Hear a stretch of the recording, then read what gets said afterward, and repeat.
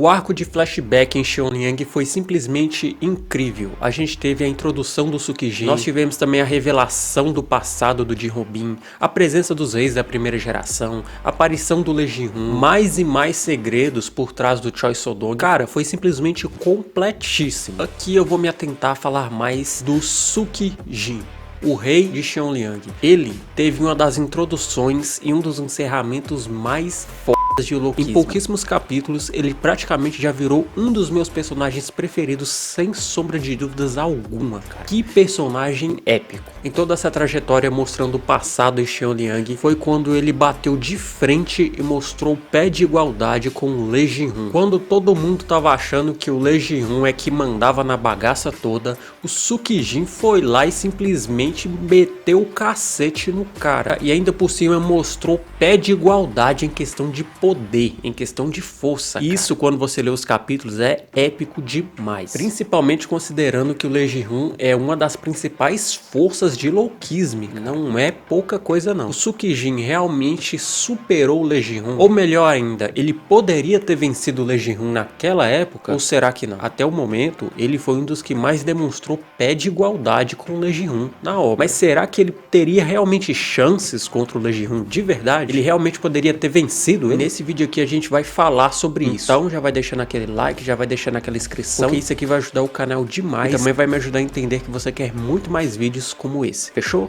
Bom, e já vamos começar falando aqui como foi o início e o desenrolar dessa luta, pra gente poder ter uma conclusão mais clara possível do futuro resultado dessa batalha. Já de cara no início, o Tsukiji, ele tinha dois limites quebrados. Ele tinha o domínio da força e da resistência, o que dava para ele uma enorme vantagem, já que o estilo de arte marcial que ele usa é um estilo que envolve agarrões. Então o domínio da força aqui era extremamente útil para o Tsukiji, e também a resistência ajudou ele bastante, principalmente em aguentar os golpes velozes do Lei Jin-Hun. E no caso do Lei Jin-Hun, ele também começou essa batalha com dois limites quebrados, que é o limite da velocidade, óbvio, né, porque o cara simplesmente é um dos mais velozes, se não o mais veloz da obra, e também ele tinha o limitador da técnica quebrado. Ou seja, o Lei Jin-Hun era um monstro tão assustador quanto o próprio Tsukiji. E logo quando a luta teve início, a gente percebeu que ambos estavam claramente em um certo pé de igualdade. Embora por um lado o Tsukiji não conseguisse acertar nenhum golpe certeiro no Lei Jin-Hun, por causa da extrema velocidade que o Lei Jin-Hun tinha, o Lei Jin-Hun também não conseguia acertar o Tsukiji com 100% de precisão, porque o Tsukiji era resistente pra porra.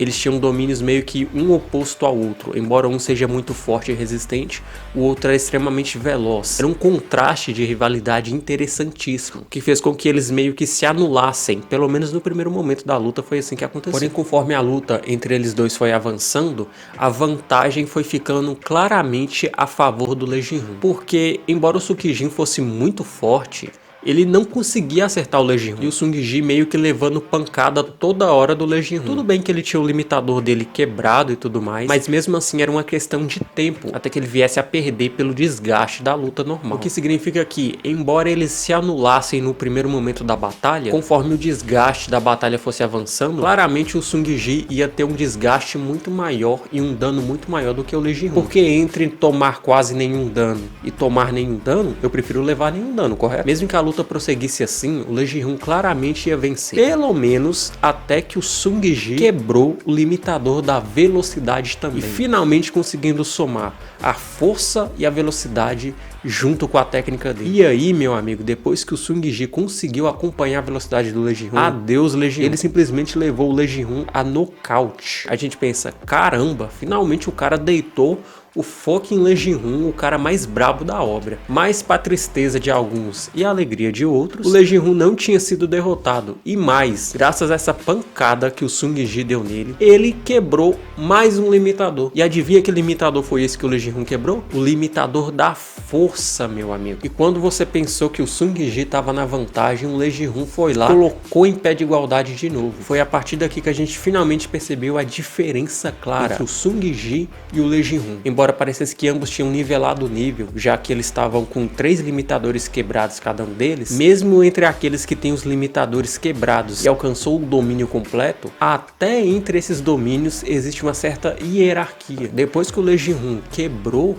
o limitador de força, o poder dele ficou muito mais explosivo do que o próprio poder do Sung-Ji, cara. E uma das maiores provas disso é que o próprio Sung-Ji mesmo admitiu, se ele não fosse parado naquela hora, ele teria sido superado. Ele mesmo admitiu que se a coisa prolongasse, ele ia estar em desvantagem, porque ele não estava conseguindo acompanhar o potencial evolutivo do Lei Jin-Hoon, confirmando assim pra gente que até mesmo aqueles que têm o limitador quebrado, até entre essas pessoas tem uma hierarquia de força. O Sung-Ji, que antes nem precisava se esquivar dos golpes do Lei Jin-Hoon, agora estava precisando se esquivar, senão ele ia morrer, cara. Até ele agora estava precisando se esquivar, porque senão ele podia morrer. E se o próprio Sung-Ji mesmo reconheceu que ele não ia ter potencial suficiente para continuar acompanhando o Lei Jin-Hoon numa luta, isso aqui é o seguinte: claramente se a coisa continuasse, a vitória teria sido do Lei Jin-Hoon. Embora o Sung-Ji tenha demonstrado uma força e um potencial gigantesco, a ponto de conseguir dar pra gente uma luta maravilhosamente espetacular contra a lenda da primeira geração, ainda assim,